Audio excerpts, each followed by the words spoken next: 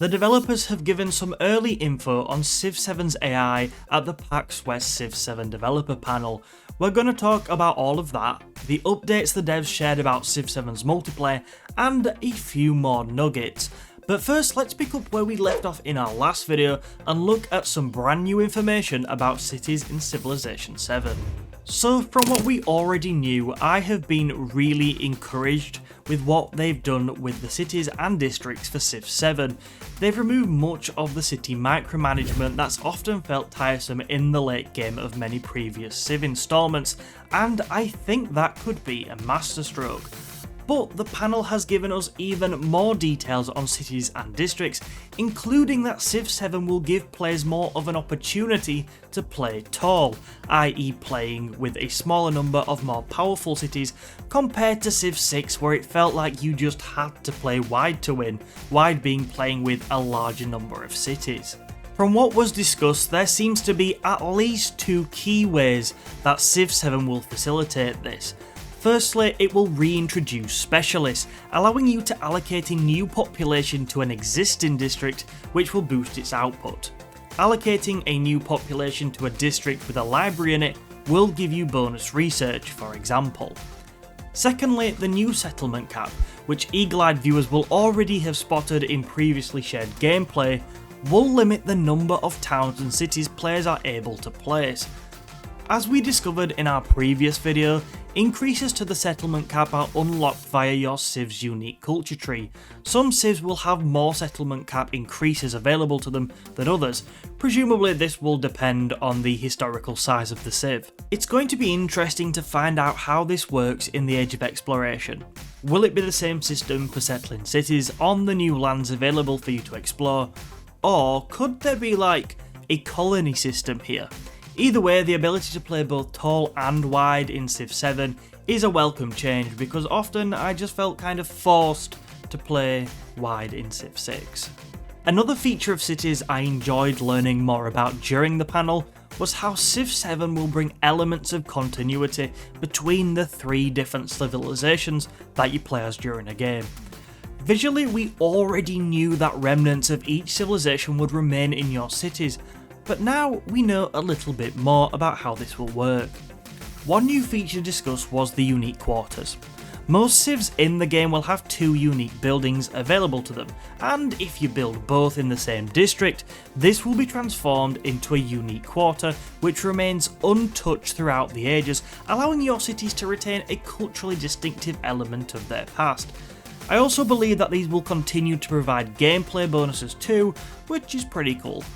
Let's take a look at an image that they shared in the showcase, which is of a Norman city, as you can see, and we'll try and highlight it on screen now.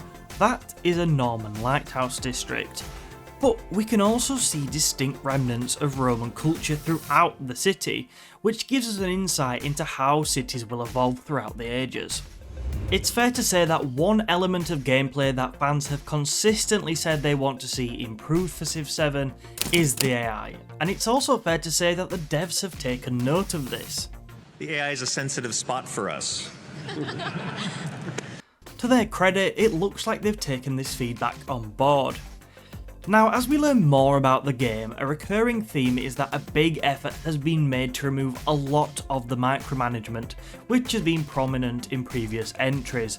The devs talked about how simplifying areas like army movement has also allowed them to create an AI that focuses on the important decisions in the game, rather than the mundane small ones.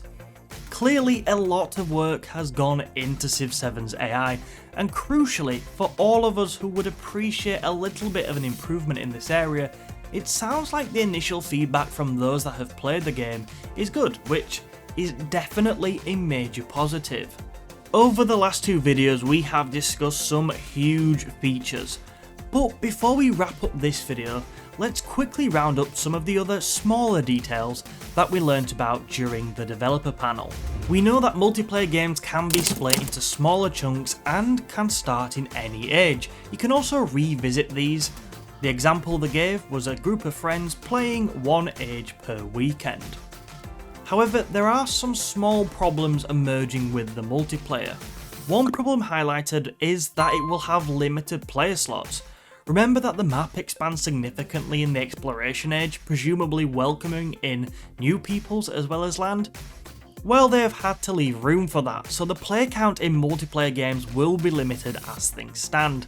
Now, for those of you with more friends than me, which really is not that difficult, rest assured the dev team are looking into solutions for this, so large-scale multiplayer games will be appearing at some point. Another cool nugget from the panel is that there is a new fortification mechanic. No longer are your fortifications specific to the unit that constructs them, instead they impact the tile, meaning that you can move the original fortified unit out for some fresh troops whilst retaining the fortification, which means that digging in for defense could be a whole lot better. Civ 7 is also going to have modding support. The devs talked about the importance of the modding community and that they will have the ability to design their own civs. So for players who don't want to change civ as each age transitions, I'm pretty sure that there will be mods which help you out with this. They also shared that September 12th is the date for the first developer livestream of Civ 7, so the Civ news is going to continue to come thick and fast, and I'll be eagerly watching and rounding it all up on the channel following the livestream. I am really enjoying covering Civ 7 and making these videos. If you've enjoyed this one, why not learn more about ages and civilizations by checking out the video on screen now. If you want to see more, please feel free to drop a like and subscribe to the channel. Thank you so much for watching, and I will catch you soon.